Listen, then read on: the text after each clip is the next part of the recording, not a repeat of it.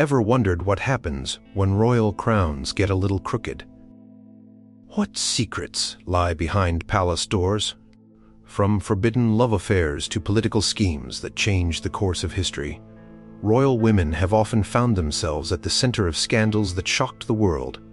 Let's dive into the juiciest royal controversies that had everyone talking for centuries. Number 7. Catherine the Great and the horse rumor. Did Catherine the Great really die while attempting to have relations with a horse? This is perhaps one of history's most persistent and shocking royal rumors, but it's completely false. Despite being one of the most powerful rulers in history, Catherine the Great's legacy has been tarnished by this bizarre tale that refuses to die. When Catherine, the Empress of Russia, passed away in 1796, she actually died of a stroke at age 67. The real story is far less scandalous. She was found unconscious in her bathroom after suffering a cerebral hemorrhage and died peacefully in her bed the following day. But the salacious rumor about the horse began circulating almost immediately after her death. So why would anyone spread such a bizarre story? The rumor likely stemmed from Catherine's political enemies and foreign critics who resented her power as a female ruler. Catherine had a healthy romantic life and took several lovers throughout her reign, which was actually quite normal for monarchs of the era. But as a woman exercising the same privilege as her male counterparts, she became the target of particularly vicious gossip. Catherine transformed Russia into a major European power during her 34-year reign. She expanded Russian territories, reformed governmental systems, and championed education and the arts. She corresponded with Enlightenment philosophers and worked to modernize Russia. Yet despite these accomplishments, this absurd rumor about a horse has followed her through history. The persistence of this completely unfounded story shows how powerful women throughout history have often been subjected to sexualized rumors designed to undermine their authority and achievements. Even today, Catherine's name often brings up this false story before her actual, impressive accomplishments. Number 6. Princess Margaret's forbidden love. What happens when a princess falls for a divorced man? In the 1950s, this was more than a personal dilemma. It was a constitutional crisis. Princess Margaret, the younger sister of Queen Elizabeth II, captured the world's attention with her beauty, style, and vibrant personality. But it was her relationship with Group Captain Peter Townsend that truly scandalized post-war Britain. The romance began, innocently enough. Townsend was a war hero who served as an equerry to King George VI. Following the king's death, he remained at the royal household, where his friendship with the young Princess Margaret blossomed into love. There was just one major problem. Townsend was divorced, having ended his first marriage in 1952. This might seem like a minor issue today, but in the 1950s, it posed an insurmountable obstacle. As the sister of the Supreme Governor of the Church of England, Margaret faced intense pressure. The Church of England strongly opposed divorce, and the Royal Marriages Act required the Queen's permission for Margaret to marry before age 25. The government, led by Prime Minister Winston Churchill, strongly opposed the match, and the cabinet threatened that if Margaret married Townsend, she would need to renounce her royal rights and leave England for at least 5 years. Public opinion was divided. Many sympathized with the young princess and her right to marry for love, while traditionalists insisted on upholding royal and religious protocols. The press tracked every development in what became the love story of the decade. After a 2-year separation, while Townsend was posted to Brussels, Margaret was finally free to make her decision. In October 1955, she turned 25, meaning she could technically marry without the Queen's consent, though she would lose her place in the line of succession and her royal allowance. But, mindful of the Church's teaching that Christian marriage is indissoluble and conscious of my duty to the Commonwealth, I have resolved to put these considerations before any others. The scandal highlighted the tension between royal duty and personal happiness that would continue to affect the British royal family for decades to come. Margaret later married photographer Anthony Armstrong Jones in 1960, but that marriage ended in divorce in 1978. Townsend married a young Belgian woman who bore a striking resemblance to Margaret. Years later, Margaret reportedly met with Townsend for lunch in 1992, which suggests the depth of their connection never fully disappeared. This royal love story that couldn't overcome the barriers of its time continues to fascinate people as a poignant reminder of how much society and royal protocols have changed. Number 5. Marie Antoinette and the Diamond Necklace Affair. Did a queen really say, "Let them eat cake," while her people starved? The infamous diamond necklace scandal that helped destroy a queen's reputation began with a necklace Marie Antoinette never even owned. This elaborate scheme was so intricate it seems more like fiction than history, yet it played a significant role in bringing down the French monarchy. In the 1780s, jewelers Charles Boehmer and Paul Bassinge created an extraordinarily expensive diamond necklace, originally intended for King Louis XV's mistress, Madame du Barry. After the king died, before purchasing it, the jewelers desperately tried to sell the necklace to Queen Marie Antoinette, who declined the offer multiple times. Enter Jeanne de la Motte.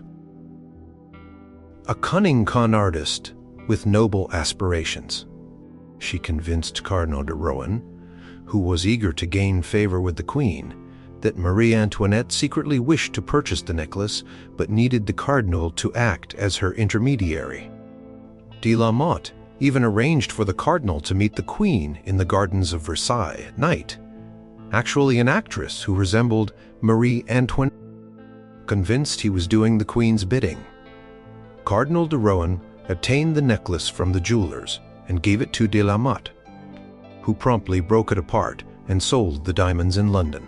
When the jewelers demanded payment from the queen, the fraud was discovered.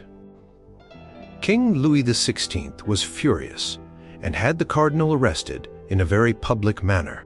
The resulting trial became a sensation.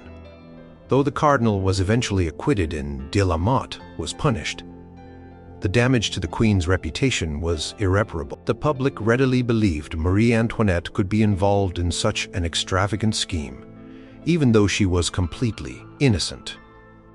The affair perfectly encapsulated the growing resentment toward the monarchy, and particularly toward Marie Antoinette, who was already unpopular for her perceived extravagance and foreign Austrian birth. Pamphlets and gossip about the scandal circulated widely, further tarnishing the queen's image.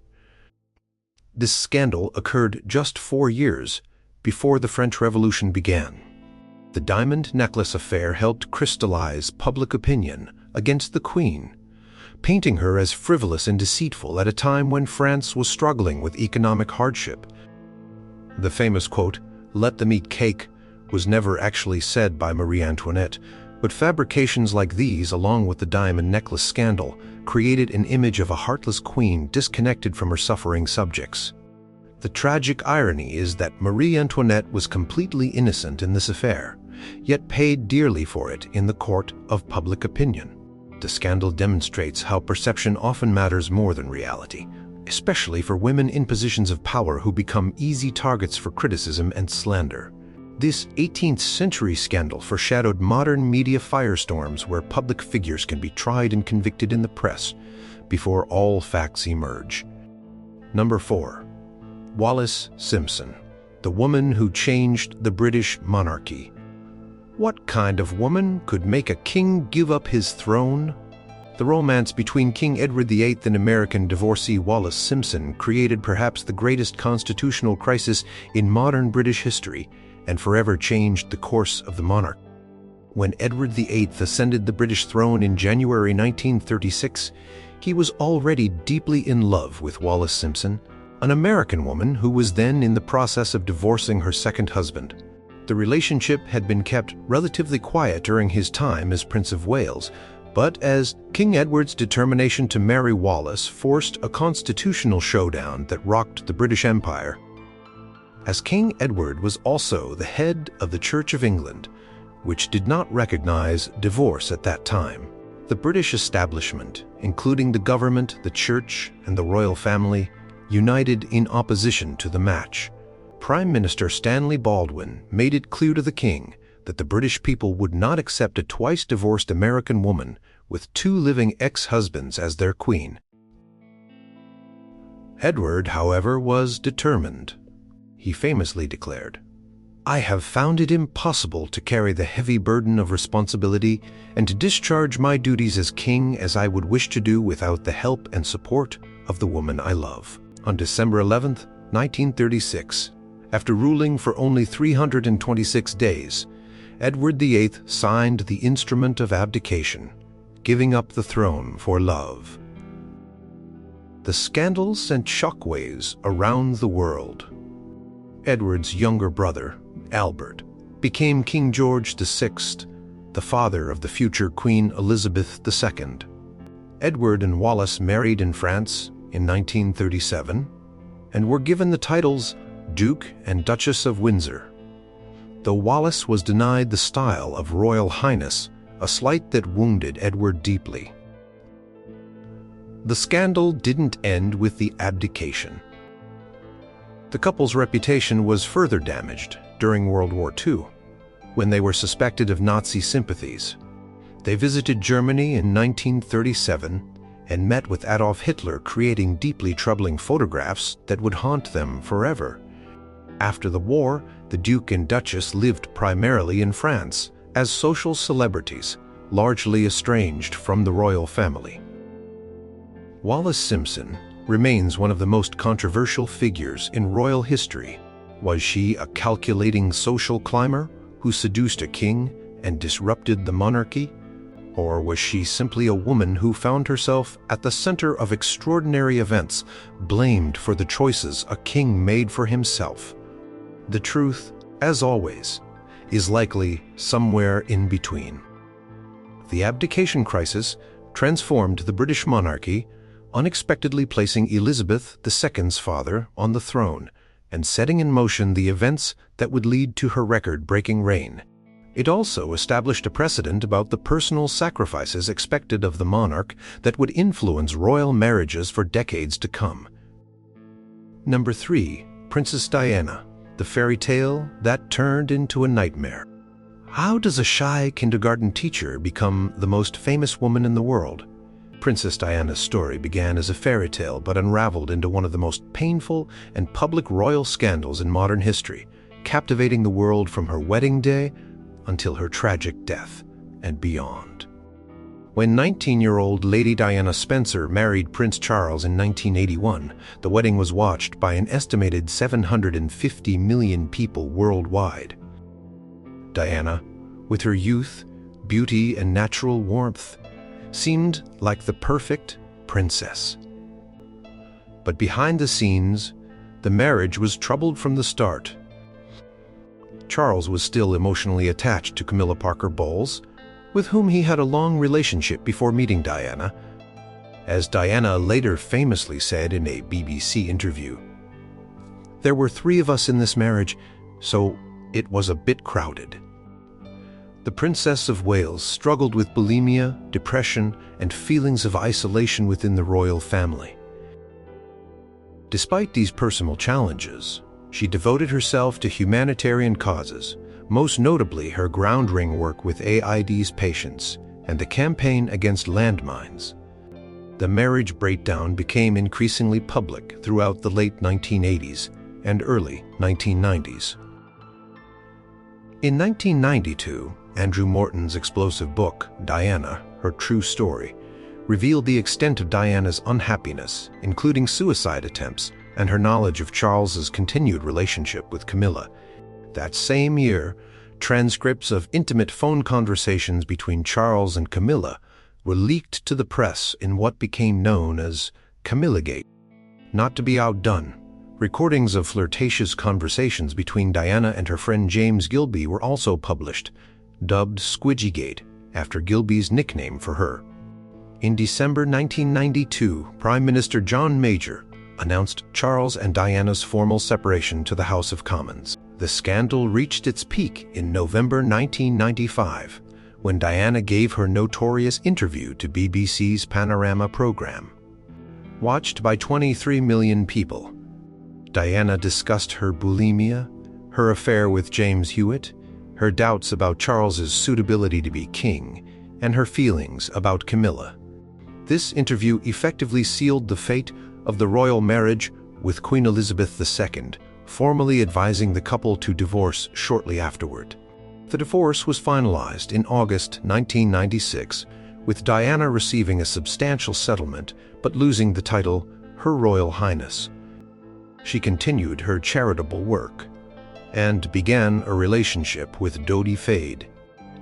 Their budding romance ended tragically when both were killed in a car crash in Paris on August 31, 1997, while being pursued by paparazzi. Diana's death at age 36 sparked unprecedented global grief. The royal family's initially reserved response contrasted sharply with the public outpouring of emotion, creating a dangerous moment for the monarchy that was only resolved when Elizabeth II made a rare televised address acknowledging Diana's. The Diana saga changed the monarchy profoundly, forcing a more human and accessible approach to royal duties. It also transformed media coverage of the royal family, ushering in an era of intense scrutiny that continues to this day. Her sons William and Harry have spoken openly about the impact of their mother's struggles and the trauma of losing her so publicly, bringing mental health discussions into the royal narrative in a way that would have been unimaginable in previous generations. Number 2. Anne Boleyn, the Queen, who lost her head. What makes a king break with the Catholic Church and execute his own wife? Anne Boleyn's rise and fall represents perhaps the most consequential royal scandal in English history, one that changed religion, politics, and society forever. Henry VIII's passionate pursuit of Anne Boleyn led him to make the momentous decision to break England away from the Roman Catholic Church when Pope Clement VII refused to annul his first marriage to Catherine of Aragon. For Anne, the king waited nearly 7 years, revolutionizing England's religion and governance in the process. Anne was unlike the traditional royal bride, educated, outspoken, and unwilling to be merely the king's mistress, like her sister Mary had been. She held Henry at arm's length, refusing to consummate their relationship until marriage was possible. Her resistance only inflamed the king's desire. Letters from Henry to Anne survive, revealing his obsessive love. "If you give yourself up, heart, body, and soul to me, I will take you for my only mistress, rejecting from thought and affection all others save yourself, to serve only you." When Anne finally became queen in 1533, she was already pregnant with the future Queen Elizabeth I. However, Anne's failure to produce a male heir quickly soured the relationship. After 3 miscarriages, Henry's eye began to wander toward Jane Seymour. Anne's sharp tongue and political interference had also earned her powerful enemies at court, including Thomas Cromwell, the king's chief minister. In 1536, Anne was arrested on charges of adultery, incest with her brother George, and plotting to kill the king. The evidence was flimsy, at best likely fabricated by Cromwell to remove Anne from power. She was tried before a jury of peers, including her own uncle, and found guilty on all charges. On May 19, 1536, Anne was beheaded by a French swordsman specially imported for the execution.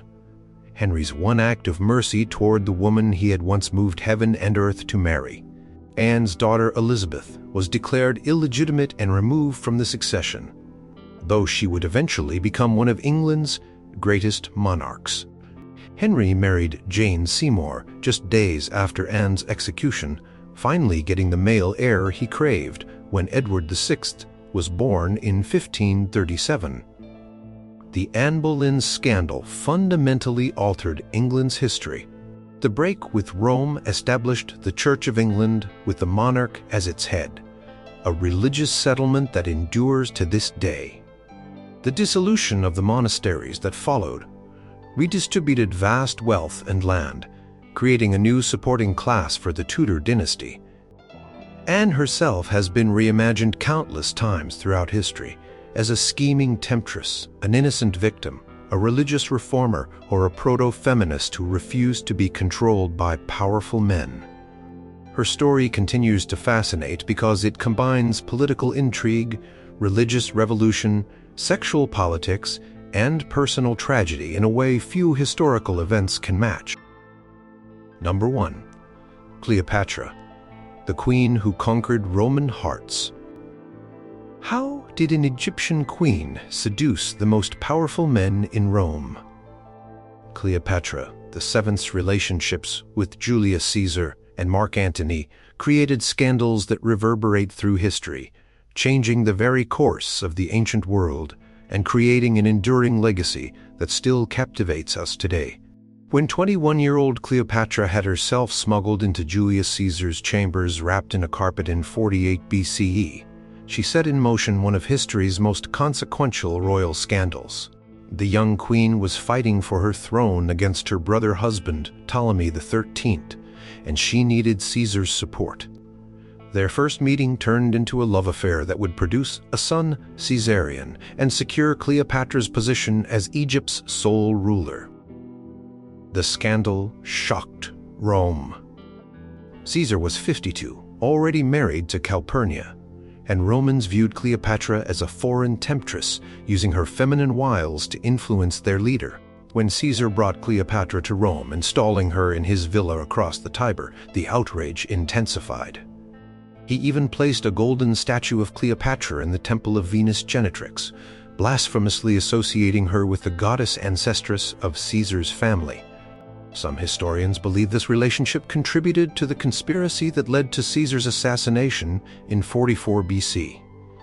Cleopatra, now vulnerable without her powerful protector, fled Rome with Caesarion and returned to Egypt. But the greatest scandal was yet to come. In 41 BC, Mark Antony, then one of the 3 rulers of the Roman world following Caesar's death, summoned Cleopatra to Tarsus to answer charges of supporting Caesar's assassins. Cleopatra arrived in spectacular fashion, sailing up the river Cydnus on a golden barge with purple sails, dressed as the goddess Aphrodite. Antony, known for his love of luxury and pleasure, was immediately captivated. Their political alliance quickly became a passionate romance. Though Antony was married to Octavia, the sister of his fellow triumvir Octavian, the future Emperor Augustus, Antony eventually abandoned Octavia and his children to live with Cleopatra in Alexandria, adopting Egyptian customs and fathering 3 children with the queen. Octavian seized on this scandal, portraying Antony as bewitched by the foreign queen, under her spell and betraying Roman values. Roman propaganda depicted Cleopatra as a sorceress who had emasculated a great Roman hero, turning him into her puppet. When Antony divorced Octavia and reportedly offered Roman territories as gifts to Cleopatra and their children, Octavian had the pretext he needed for war. The conflict culminated in the Battle of Actium in 31 BCE, where Octavian defeated the combined forces of Antony and Cleopatra. The lovers fled to Alexandria, where, facing defeat, both committed suicide. Antony by sword and Cleopatra reportedly by asp bite, though the exact means of her death remains debated. The scandal had monumental consequences. Octavian became Emperor Augustus, ending the Roman Republic and beginning the empire. Egypt lost its independence and became a Roman province. Most tragically, Cleopatra's son Caesarion, the last of the Ptolemaic dynasty and potentially a threat to Octavian as Caesar's only son, was executed. Cleopatra's image has been shaped more by Roman propaganda and later artistic interpretations than by historical reality. While Roman writers portrayed her as a seductress who used her sexuality for political gain, modern historians highlight her intelligence, education, and political acumen. She spoke multiple languages, was highly educated in mathematics, philosophy, and astronomy, and skillfully navigated the dangerous politics of her time to preserve Egypt's independence as long as possible. The real scandal may be how effectively Roman propaganda shaped our perception of one of history's most capable female rulers, reducing a complex political leader to a seductress who lured good Roman men away from their duty. This ancient spin has proven remarkably durable, influencing depictions of Cleopatra from Shakespeare to Hollywood. The truth behind the scandal is undoubtedly more complex than the popular narrative suggests. Cleopatra was fighting to preserve her kingdom and dynasty in a world increasingly dominated by Rome. Her relationships with Caesar and Antony were as much about political alliance as personal attraction. Yet, the story of the exotic queen who captivated Rome's greatest men continues to fascinate us, demonstrating how scandals, especially those involving powerful women, can echo through thousands of years of history. What is it about royal women that makes their scandals so enduring? Why do we remain captivated by these stories, centuries after they occurred?